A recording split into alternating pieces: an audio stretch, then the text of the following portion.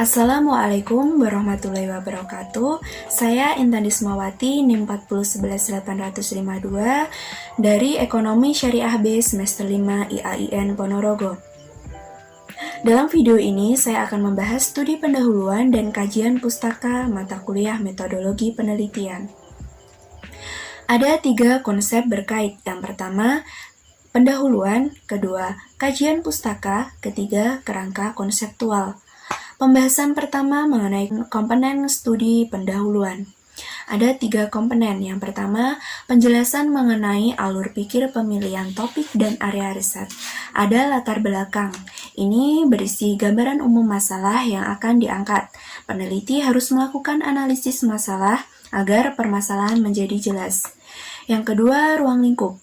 Ini menentukan konsep utama dari permasalahan sehingga dapat dimengerti dengan mudah. Dan untuk batas-batas riset ini sebenarnya menegaskan dan memperjelas apa yang menjadi masalah.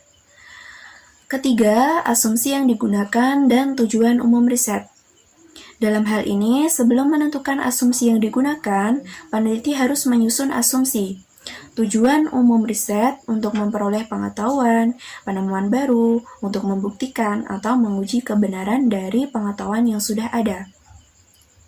Komponen kedua, elaborasi tentang tinjauan terhadap kepustakaan atau literatur review dalam bidang yang dikaji atas riset terdahulu. Dalam hal ini, peneliti harus melakukan pengecekan antar pustaka dan membaca ulang pustaka serta kepustakaan. Tinjauan pustaka ini dapat diartikan sebagai penegasan atas batas-batas logis penelitian dan menjadi petunjuk bagi peneliti untuk memperhitungkan apa yang relevan dan apa yang tidak relevan, kemudian dikaji dalam penelitian. Komponen ketiga, gambaran tentang hubungan antara hasil kepustakaan dan kerangka konseptual yang dikembangkan. Selanjutnya, komponen kajian pustaka. Kajian pustaka yaitu kajian yang di dalamnya harus mendalami, mencermati, menelaah, dan mengidentifikasikan bahan kepustakaan. Dengan kajian pustaka, peneliti akan mendapatkan kekayaan informasi mengenai penelitian terdahulu dan juga memperkaya wawasan. Ada 2 komponen kajian pustaka. Pertama, melakukan theoretical mapping atas karya terdahulu, atas tema yang sedang diteliti, dan bukan sekedar menjelaskan komponen pada tema secara berdiri sendiri. Yang kedua, menggambarkan theoretical mapping atas karya terdahulu tersebut, baik dalam ranah subjek maupun lokasi penelitian.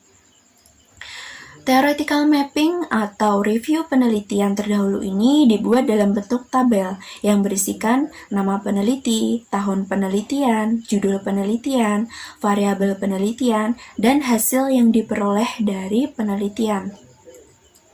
Selanjutnya, komponen kerangka konseptual. Kerangka konseptual adalah konsep yang memberikan gambaran dan mengarahkan asumsi mengenai variabel-variabel yang akan diteliti. Ada 3 komponen kerangka konseptual. Yang pertama, mengemukakan kerangka teoristis yang dipakai dalam penelitian.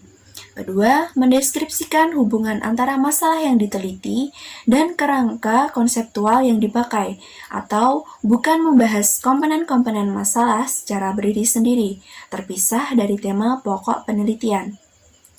Ketiga, menjelaskan hubungan antara kerangka teoristis dan penelitian terdahulu. Nah, dalam kerangka teoristis ini harus mengidentifikasikan teori-teori yang dijadikan sebagai landasan berpikir untuk melaksanakan suatu penelitian. Kerangka teoristis menjelaskan perspektif yang menjadi landasan hipotesis berdasarkan pada temuan-temuan penelitian sebelumnya.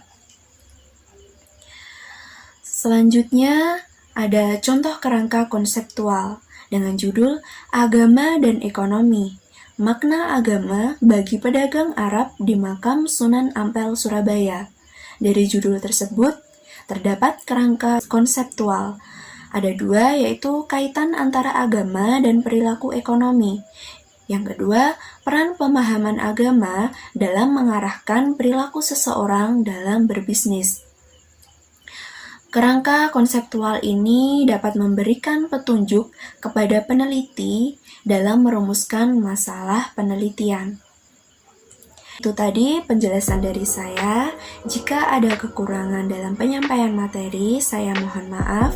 Sekian, wassalamualaikum warahmatullahi wabarakatuh.